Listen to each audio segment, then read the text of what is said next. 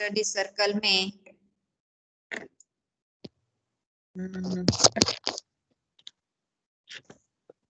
रेखा चित्र यानी कि हिंदी साहित्य की एक गद्य विधा, उसका परिचय हम प्राप्त करेंगे। साहित्य की कई सारी गद्य विधा से आप परिचित हैं, लेकिन लगभग आप रेखा चित्र से परिचित नहीं।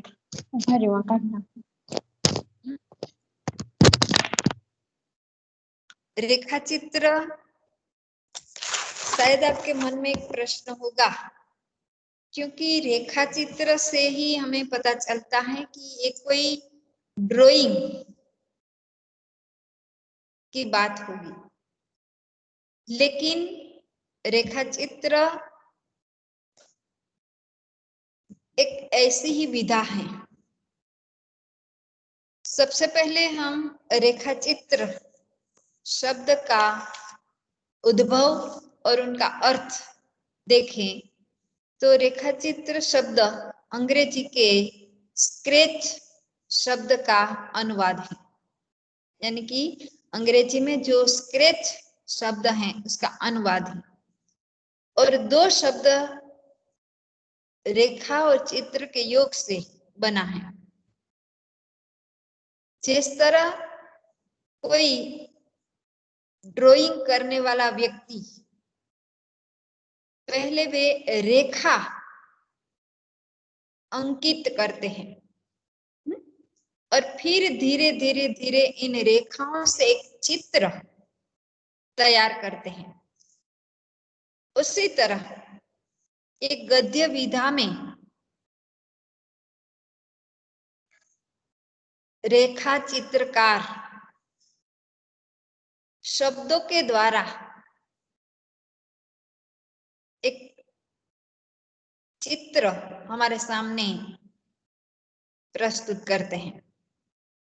रेखाओं से जीवन के विविध रूपों को आकार देने की प्रणाली की विशेषताओं को अपनाकर शब्दों द्वारा जीवन के विविध रूपों को साकार करने वाले शब्द चित्र को रेखा चित्र कहा जाता है। यानी कि हमारे जीवन के जो विविध रूप हैं, उस रूप को मात्र रेखाओं द्वारा, ड्राइंग द्वारा, रंग द्वारा नहीं, लेकिन शब्दों द्वारा एक साकार प्रतिमा हमारे सामने प्रस्तुत की जाती है। शब्दों चित्रों द्वारा एक रेखा चित्र बनाया जाता है। ऐसा नहीं है कि रेखा चित्र मात्र व्यक्ति का ही हो, ये आवश्यक नहीं है। व्यक्ति का भी हो सकता है, स्थान का भी हो सकता है, परिवेश का भी हो सकता है।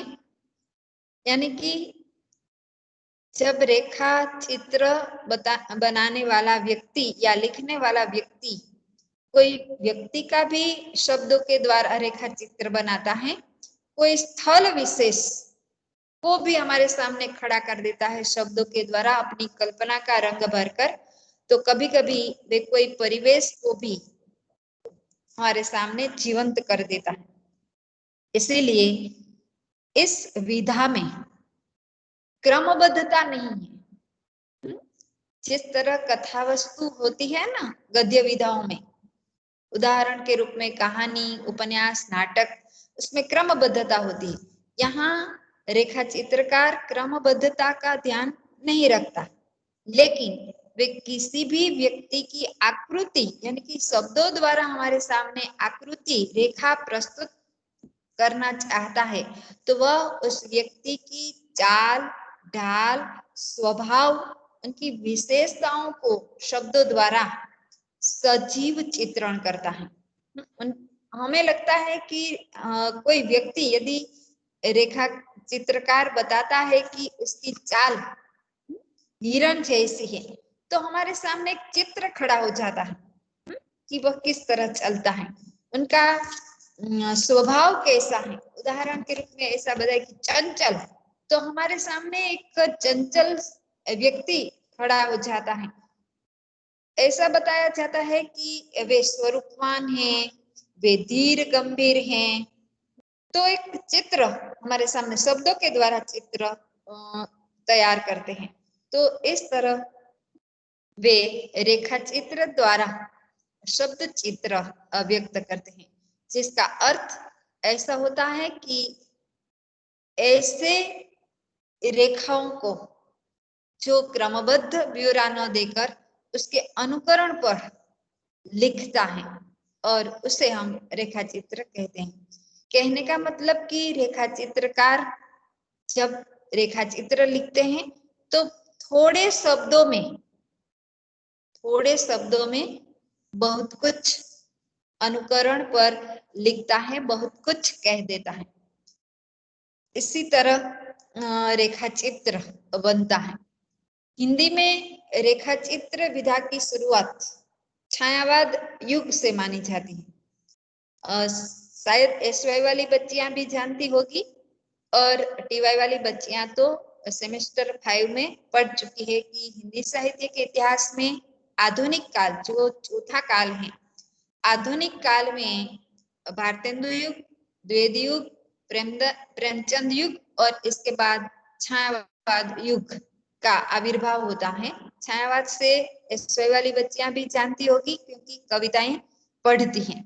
तो रेखा चित्र की शुरुआत छायावाद युग से मानी जाती है और इस युग में पंडित बनारसी दास चतुर्वेदी, महादेवी वर्मा, श्रीराम शर्मा आदि ने रेखा चित्र का प्रारंभ भी किया और उनका विकास किया और एक ऐतिहासिक भूमिका निभाई। इसमें सबसे पहले रेखा चित्र कब लिखा गया हो यह जानना है तो हिंदी में पंडित बनारसी दास चतुर्वेदी का हिंदी का पहला रेखा चित्र सन 1912 में मर्यादा नामक पत्रिका में औरंगजेब नामक रेखा चित्र प्रकाशित हुआ। यानी कि सबसे पहला हिंदी का रेखा चित्र औरंगजेब और उनके लेखक पंडित बनारसी दास चतुर्वेदी, और ये रेखा चित्र प्रकाशित हुआ 1912 में। और पंडित बनारसी दास चतुर्वेदी इतने विख्यात हो गए, लोकप्रिय हो गए कि वे रेखा चित्र के भीष्म पिता उसे कहा गया। यानी कि आप सब जानते हैं भीष्म पिता यानी कि सबसे बड़े रेखा चित्र लिखने वाले व्यक्ति। इसके बाद लोकप्रिय रेखा चित्र हुए महादेवी वर्मा के, जो छायावाद के प्रमुख 4 कवियों में एक कवयित्री महादेवी वर्मा है। और महादेवी वर्मा ने कई तरह के रेखा चित्र लिखे हैं। उन्होंने प्रतिनिधि रेखा चित्र लिखे हैं, उनकी भूमिका बनाई है। और बिंदा महादेवी वर्मा का एक रेखा चित्र है बिंदा, 1934 में ये पूरा प्रकाशित हुआ। दूसरा सबिया, वह भी 1934 में प्रकाशित हुआ, ये उनका संग्रह है। तीसरा बिट्टो जो 1935 में प्रकाशित हुआ और चौथा घीसा जो 1936 में प्रकाशित हुआ। इसके बाद 1939 में मार्च 1939 में हंस पत्रिका, आप सब जानती होगी, प्रेमचंद जी जिसके संपादक थे हंस पत्रिका के, वह चलता रहा कई समय तक।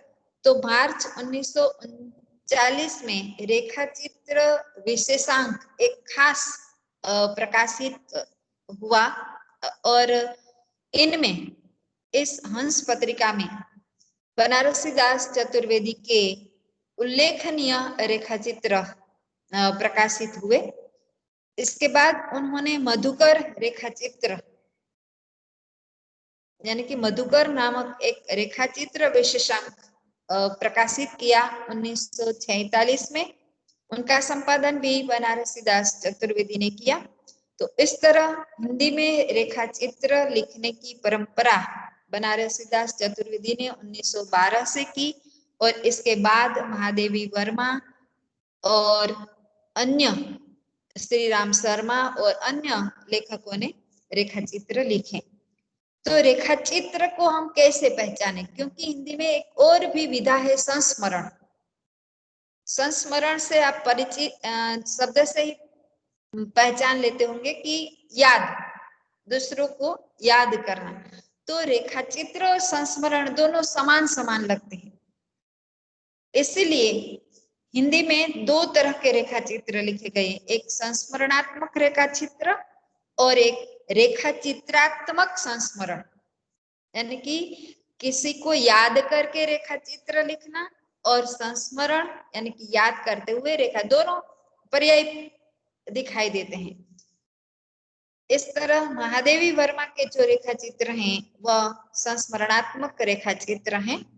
अधिकतर जो महादेवी के रेखाचित्र हैं, महादेवी ने जो रेखाचित्र लिखे इसमें लोकप्रिय रेखाचित्र है अतीत के चलचित्र जो 1941 में प्रकाशित हुआ। दूसरा है स्मृति की रेखाएं, ये पूरा संस्मरणात्मक ग्रंथ है, वह 1947 में प्रकाशित हुआ। और तीसरा संस्मरणात्मक रेखाचित्र है पथ के साथी जो 1956 में प्रकाशित हुआ। और इसके बाद 1951 में स्मारिका में मेरा परिवार नामक एक संस्मरण प्रकाशित हुआ। तो कहने का मतलब कि महादेवी वर्मा ने भी जो रेखाचित्र लिखे हैं इसमें अपने परिवार के संदर्भ में लिखे हैं, व्यक्ति के संदर्भ में लिखे हैं, जीव जंतु के संदर्भ में रेखाचित्र लिखे हैं, शोषित व्यक्तियों के संदर्भ में रेखाचित्र लिखे हैं, दीनहीन नारियों के संदर्भ में रेखाचित्र लिखे हैं और कई साहित्यकारों को भी रेखाचित्र में अंकित किए हैं। महादेवी वर्मा के जो रेखाचित्र हैं उसमें संवेदना ज्यादा है, संवेदनात्मक रेखाचित्र ज्यादा है, संवेदना का चित्रण महादेवी वर्मा ने किया है और जो एकदम मार्मिक है, यानी कि पढ़कर हम भी एकदम भाव विभोर हो जाते हैं और हमें एक दृश्य दिखाई देता है। रेखाचित्र पढ़ते पढ़ते एक शब्द चित्र, क्योंकि वह लिख रहे हैं शब्द चित्र के द्वारा रेखाचित्र कर रहे हैं, तो एक साकार मूर्ति हमारे सामने खड़ी होती है। और महादेवी वर्मा के कई ऐसे रेखाचित्र हैं जो शायद आप पढ़ भी गई होगी कई बच्चियां, जैसे कि चीनी फ्यारे वाला है, भक्ति लक्ष्मी है। तो ऐसे ही जो रेखाचित्र हैं तो पढ़ते पढ़ते मानो हमें सामने ये दिखाई देते हैं। तो ऐसे लोकप्रिय रेखाचित्र महादेवी वर्मा के हैं।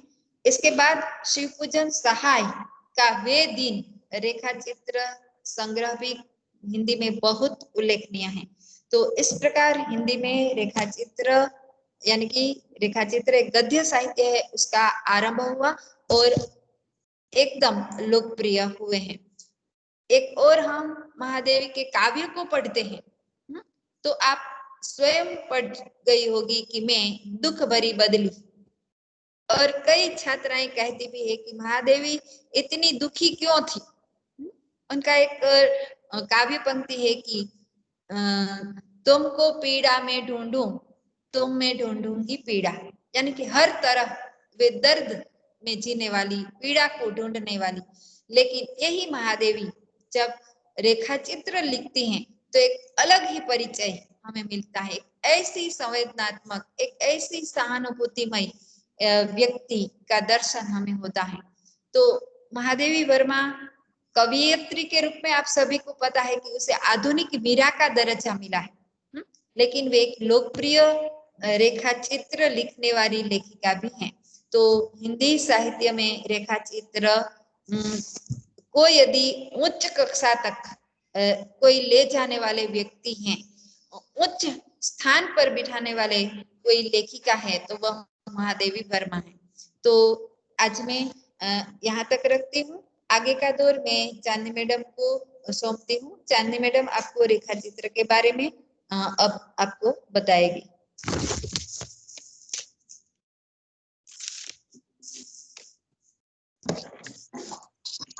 नमस्ते सभी को।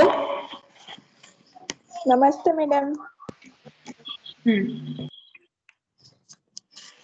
बहुत ही अच्छे तरीके से शांति मैम ने हमें रेखा चित्र क्या है, उनका जो शाब्दिक अर्थ है, साहित्य में उसका क्या स्थान है, ये सारी चीजें मैडम ने हमें बता दी कि भाई रेखा चित्र यानी कि स्केच, रेखा यानी कि स्केच। आप किसी भी व्यक्ति को ये पूछो कि भाई आपके बचपन का हमें कोई किस्सा सुनाओ, तो वो व्यक्ति क्या करेगा, अपने बचपन में चला जाएगा, फिर वो सारी बातें जो उनके दिल में बसी हुई होती है वो सारी बातें हमें अभिव्यक्त करेगा, है ना, और हम भी उसमें खो जाएंगे।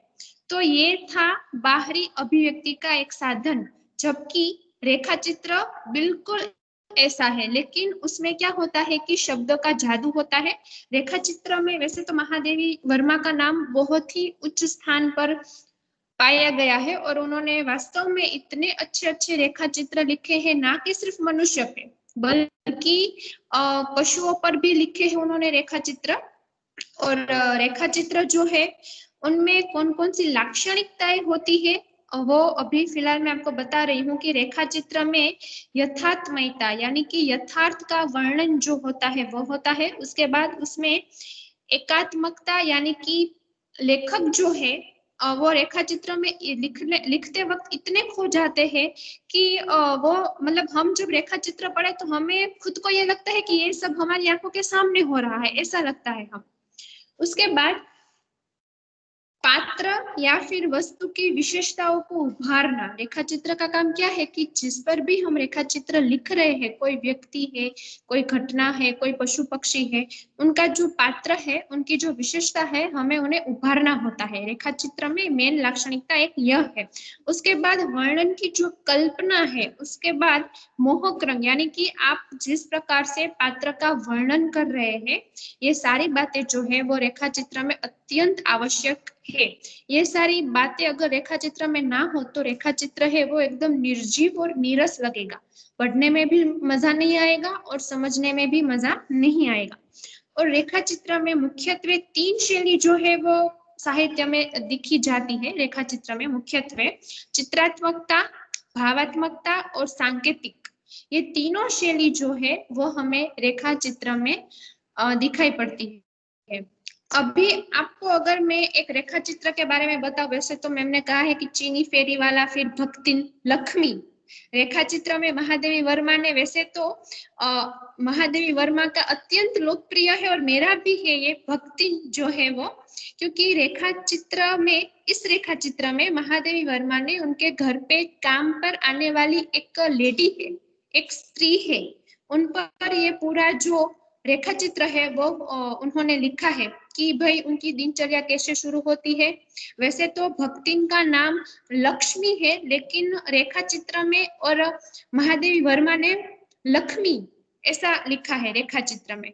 और जब भक्तिन को यानी कि लक्ष्मी को महादेवी वर्मा जी देखती है, तब उनके गले में जो माला होती है, उसी माला के आधार पे महादेवी वर्मा है वो उनका नाम नहीं पूछती कि आपका नाम क्या है, क्योंकि वो इतनी भक्तिमय होती है तो उनका नाम भक्तिन रख देती है। और भक्तिन पर उन्होंने जिस तरीके से रेखा चित्र लिखा है, मैं आपको बता नहीं सकती। आप उस रेखा चित्र को पढ़ते वक्त आपको ऐसा लगता है कि भक्तिन सिर से लेकर पांव तक पूरी की पूरी उनकी जो जीवन यात्रा है वो आपकी आंखों के समक्ष आ गई है, आपको ऐसा लगता है। बहुत ही उत्कृष्ट रेखा चित्र, आपको अगर समय मिले या फिर अगर मेरे पास होगा तो मैं आप लोगों को दूंगी पढ़ने के लिए। बहुत ही खूबसूरत रेखा चित्र है महादेवी वर्मा का। उसके बाद एक रेखा चित्र है जो कि उन्होंने एक पशु पर लिखा है, उसका नाम है रानी, एक रानी रेखा चित्र। और अगर मैं ना भूलती हूँ तो ये रेखा चित्र 9वीं या फिर 11वीं कक्षा में बच्चों को पढ़ने में भी आता है, रानी नामक एक रेखा चित्र। और ये रानी नामक रेखा चित्र, तो आप पूछेंगे कि अरे इसमें ऐसा क्या है कि लोग बार बार इसे पढ़ते हैं। तो रानी नामक रेखा चित्र में एक घोड़ी, जो कि एक पशु है, तो घोड़ी पर महादेवी वर्मा ने इतने खूबसूरत तरीके से उनकी जो बचपन की जो यादें हैं उन्होंने उसमें पिरोकर वो पूरा रेखा चित्र है वो लिखा है। और साथ में सिर्फ वो घोड़ी की ही बात उसमें नहीं है, उसमें एक कुत्तियां या फिर रोजी और दूसरा एक नाम था जो मुझे अभी याद नहीं, रोजी कुत्ती और लूसी ऐसा कुछ नाम था, हाँ, जिन पर महादेवी वर्मा ने अपने बचपन का पूरा एक किस्सा है वह उसमें वर्णित किया है। हकीकत में रेखा चित्र एक ऐसी गद्य विद्या है कि आपके जीवन के अनेक घटना, अनेक प्रसंग जो है, आपको अगर उसे सजा के रखने हो। देखिए मैं सजा के इसलिए बोल रही हूँ क्योंकि रेखा चित्र है वो सिर्फ उपन्यास और कहानी की तरह सिर्फ 6 तत्वों का हिस्सा नहीं है। रेखा चित्र में तो मानवीय संवेदना है, उसमें इस प्रकार की संवेदना हमें देखने को मिलती है कि अगर एक पल के लिए आप कोई करुण रेखा चित्र का अभ्यास कर रहे हो तो आप रो भी दोगे। ऐसा रेखा चित्र है महादेवी वर्मा का। एक चीनी भाई करके एक रेखा चित्र था उनका, कि कैसे एक भाई, एक बहन है अपने भाई के लिए पूरी दुनिया से लड़ जाती है और कैसे कैसे संघर्षों का सामना करती है। तो इस तरह के से रेखा चित्र है वह हमारे साहित्य में अपना अपना एक अलग स्थान बनाए हुए है। आपने बहुत सारी कहानियां पढ़ी होगी, बहुत सारे उपन्यास पढ़े होंगे, और जैसे कुछ उपन्यास और कुछ कहानी है वो हमारे दिल को छू जाती है, हमारे दिल में बस जाती है। तो उसी तरह कुछ रेखा चित्र ऐसे होते हैं कि आप उनको पढ़कर आपको ऐसा लगेगा कि नहीं, ये मुझे कभी नहीं, मतलब मैं इसे कभी नहीं भूलूंगी। और भक्तिन तो उनमें से एक है। भक्तिन रेखा चित्र में महादेवी वर्मा ने भक्तिन का जो पूरा उनका जो संघर्ष है, यानी कि उनके पति का देहावसान हो जाता है अपने मतलब क्या होता है, वो अपने जब पियर नहीं जाती, अपनी बेटी के साथ अपने अपने घर पर रहती है, और उनके जो देर या फिर उनके जो ससुर है वो उन्हें बहुत परेशान करते हैं, अपनी बेटी की शादी के लिए भी बहुत परेशान करते हैं। एक बुजुर्ग से, मेरे हिसाब से ऐसा कुछ है उसकी कथा वस्तु, कि उससे शादी कराने के लिए उन्हें फोर्स करते हैं कि नहीं भाई आप उन्हीं से शादी करो। फिर भक्तिन एक स्त्री होके पूरे समाज से लड़ती है, और जब महादेवी के घर पे कुछ मेहमान आते हैं बाहर से, तो भक्ति क्या करती है कि पूरी एक ऐसे लाइन बना देती है कि ये एरिया है वो मेरा है, आपके जो मेहमान है वो मेरे एरिया में नहीं आने चाहिए। तो वो भक्ति का जो पूरा पूरा का पूरा दिनचर्या उनकी दिन की जो होती है कि वो कैसे महादेवी वर्मा की सेवा करती है, कैसे उनके लिए खाना बनाती है, अपने जीवन का एक अभिन्न अंग जो है वो भक्तिन को महादेवी वर्मा समझती है। तो ये सारी बातें जो है वो हमें ऐसा लगता है कि कोई अपने घर पे काम करने वाली औरत को इतना महत्व भला क्यों दे रहा है, और ऐसी भी क्या खास बात थी भक्तिन में। तो ये सारी चीजें जो है वो हमें रेखा चित्र में देखने को मिलती है महादेवी वर्मा के। तो इसीलिए मैं आपसे कह रही हूँ कि अगर आपको समय मिले तो आप रेखा चित्र है वो जरूर पढ़िए। वैसे तो रेखा चित्र बहुत सारे, मैम ने अभी बोला कि गीसा है, फिर बिट्टो है, बहुत सारे रेखा चित्र संग्रह मतलब महादेवी वर्मा के हैं, लेकिन अतीत और फिर चलचित्र ऐसा कुछ नाम था, अभी मैं भूल गई। तो ये दोनों तो थे मेरे हिसाब से सौराष्ट्र यूनिवर्सिटी के अभ्यासक्रम में भी थे। पता नहीं अभी नरसिंह मेहता यूनिवर्सिटी का अभ्यासक्रम में क्यों नहीं है, वैसे होने चाहिए क्योंकि ये बहुत ही खूबसूरत विधा है साहित्य की, मगर नहीं है। और बार बार उपन्यास और निबंध ही आ रहे हैं, लेकिन कोई बात नहीं, किसी दिन हम इस पर भी जरूर चर्चा और एक लेक्चर है वो रखेंगे, ताकि आपको पता चले कि हमारे हिंदी साहित्य में सिर्फ उपन्यास ही या फिर सिर्फ निबंध ही, सिर्फ एकांकी ही नहीं है, रेखा चित्र और स्मरण नामक भी गद्य विद्या है जो आपने कभी भी नहीं पढ़ी। मेरे हिसाब से कुछ छात्रों ने उनका नाम सुना होगा, लेकिन वो क्या है और साहित्य में उनका क्या स्थान है वो उन्हें पता भी नहीं होगा। क्योंकि महादेवी वर्मा को अभी तक आप सिर्फ एक छायावादी कवियत्री के रूप में ही देखे होंगे, कि उनकी कविताएं है वो कितनी करुणामयी होती है वैसे ही आपको पता होगा। लेकिन महादेवी वर्मा इतने अच्छे वर्णनात्मक विवरणात्मक रेखा चित्र है वो लिख सकती है, वो आपको पता भी नहीं होगा। क्योंकि वो बहुमुखी प्रतिभाशाली है, इसीलिए उनके जो रेखा चित्र है वो भी बिल्कुल ऐसे है। एक व्यक्ति जो आपके जीवन में क्या स्थान रखता है, आपकी दुख भरी, यानी कि कभी कभी जीवन ऐसा कभी नहीं होता, कभी सुख कभी दुख ऐसा होता है, तो कौन से व्यक्ति ने किस घड़ी में आपकी कैसे सहायता की है, ये सारी चीजें महादेवी वर्मा बखूबी जानती है। इसलिए उन्होंने भक्ति को पूरा ये अर्पण किया है, उनका जो लिखा हुआ रेखा चित्र है वो। इसीलिए हमारे साहित्य में रेखा चित्र को एक अलग विधा, नवीनतम विधा है, आधुनिक काल की नवीनतम विधा के रूप में देखा जाता है।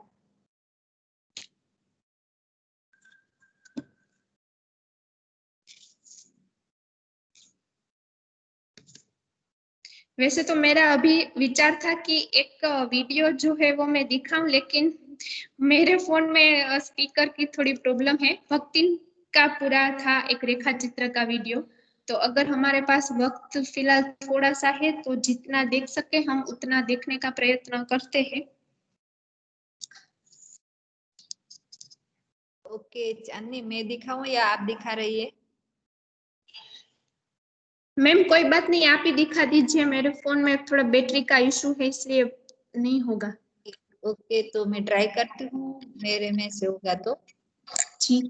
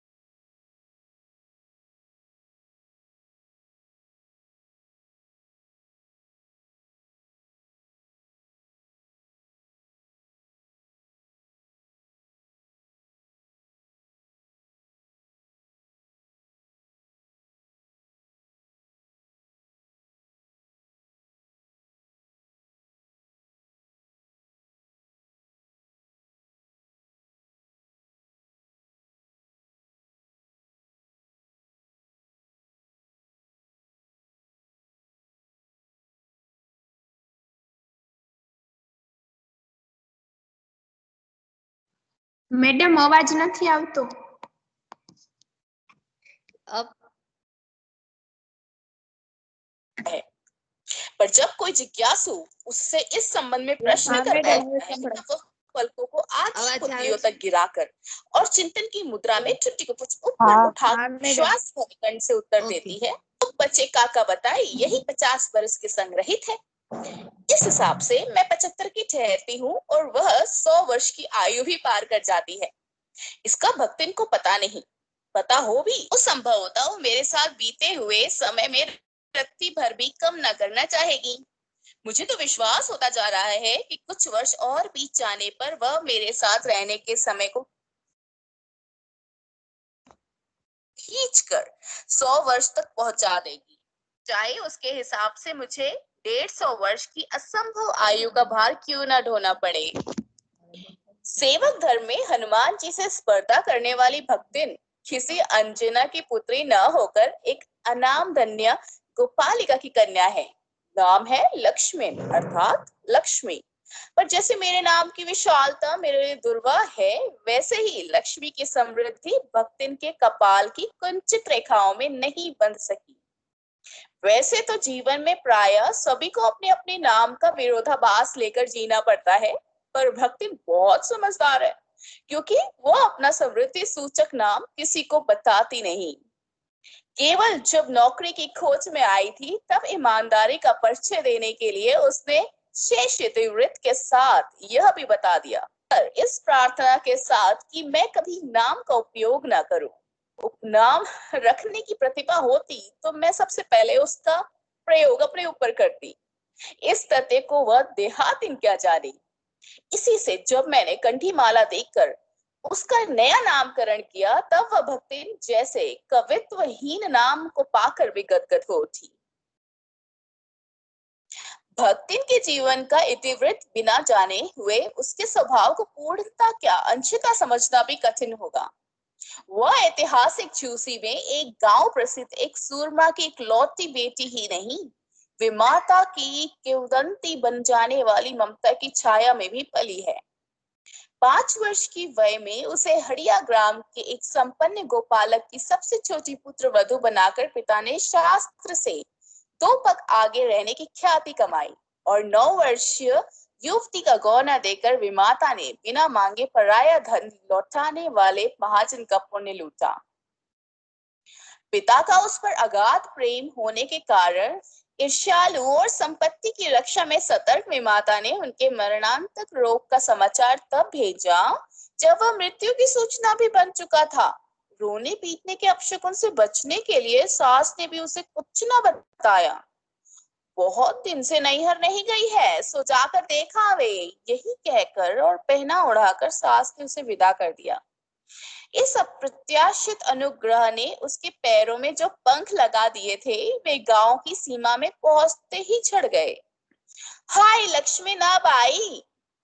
अस्पष्ट पुनरावृत्तियां और स्पष्ट सहानुभूतिपूर्ण दृष्टियां उसे घर तक ठेल ले गईं, पर वहां न पिता का चिन्ह शेष था, न विमाता के व्यवहार में शिष्टाचार का लेश था।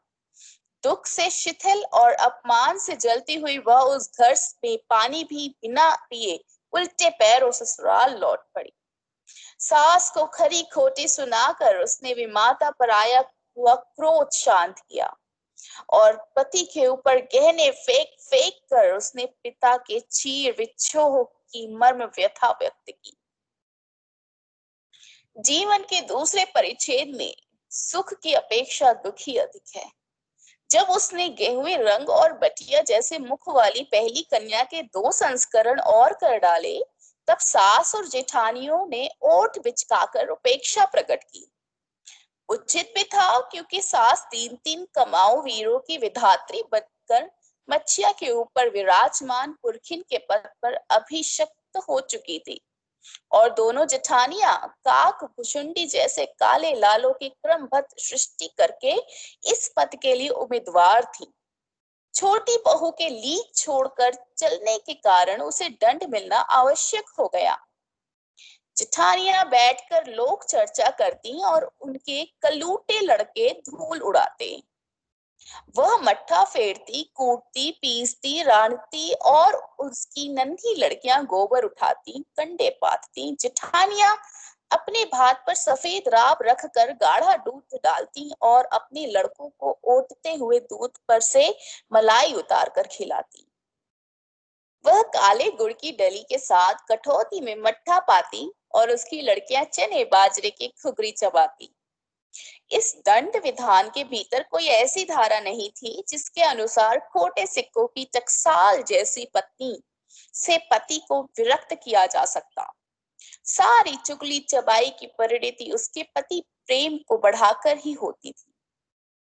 जेठानियां बात बात पर धमाधम पीटी कूटी जाती, पर उसके पति ने उसे कभी उंगली से भी नहीं छुआ।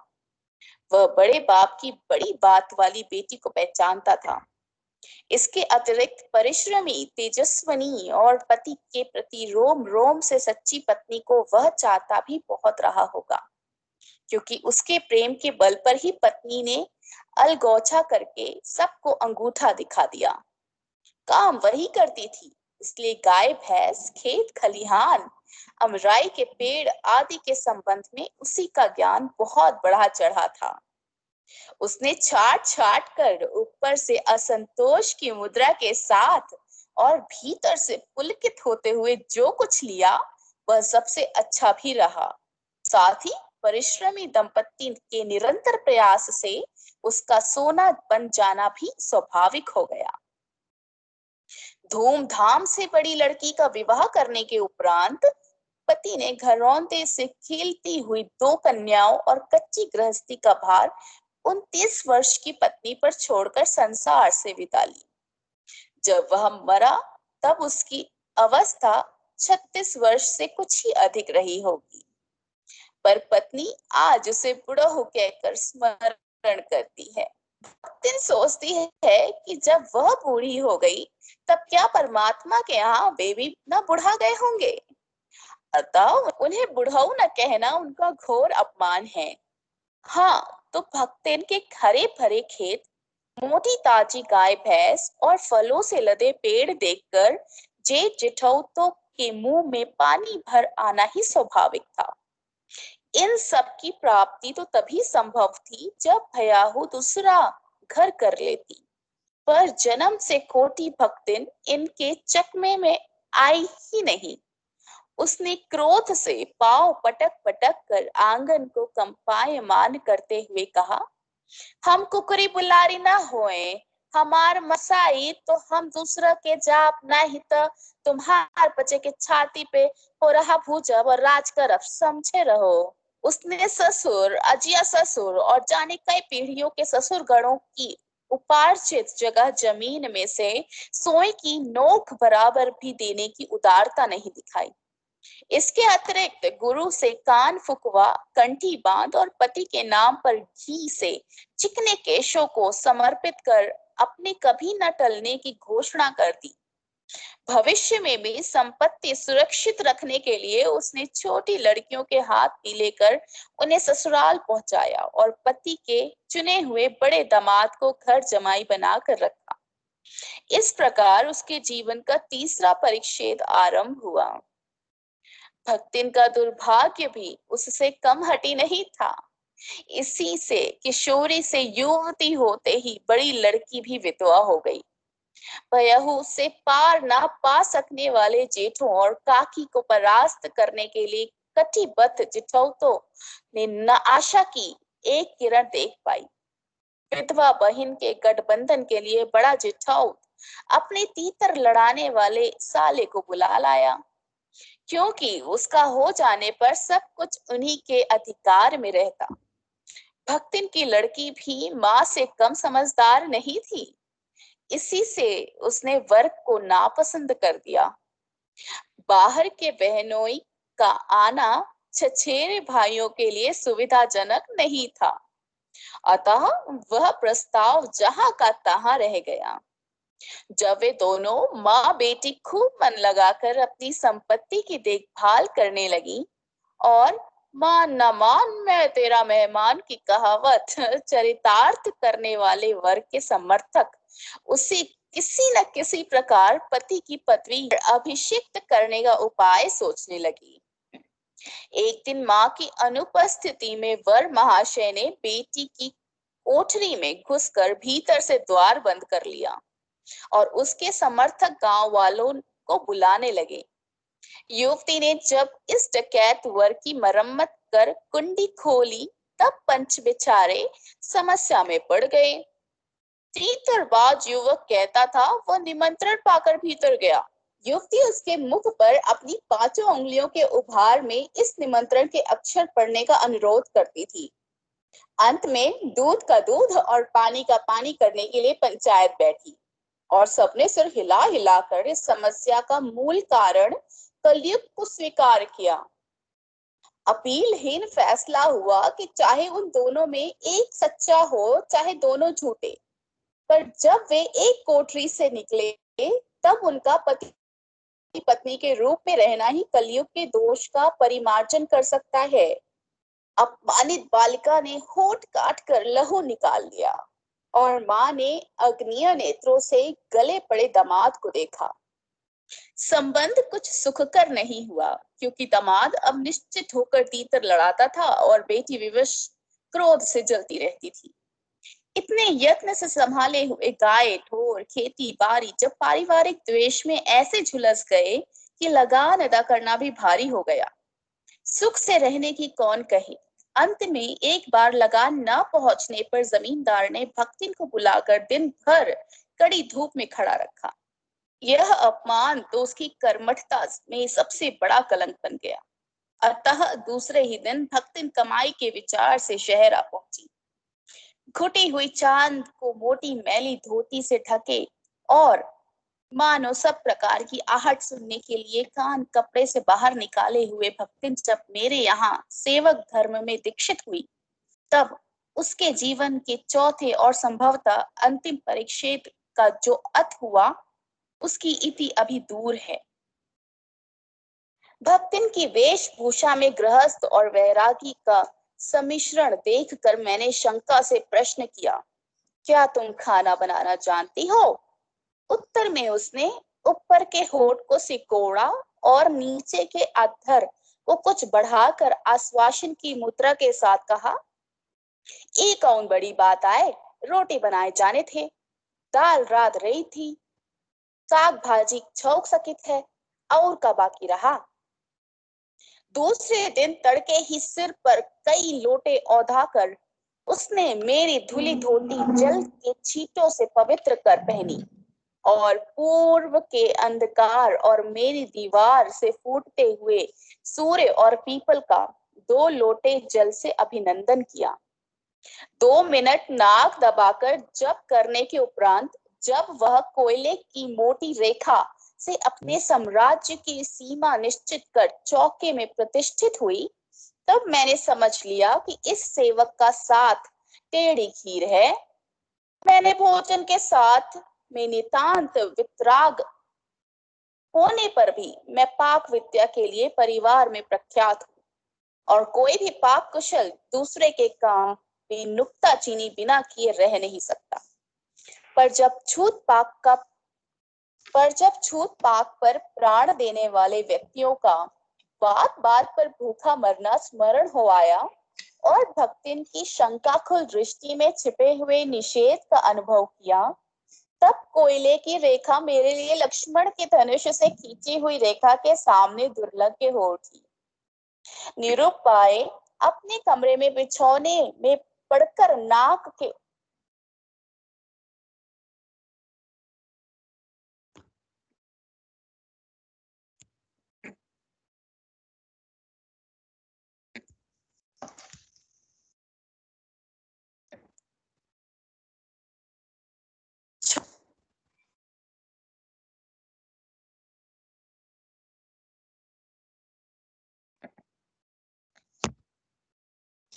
हेलो।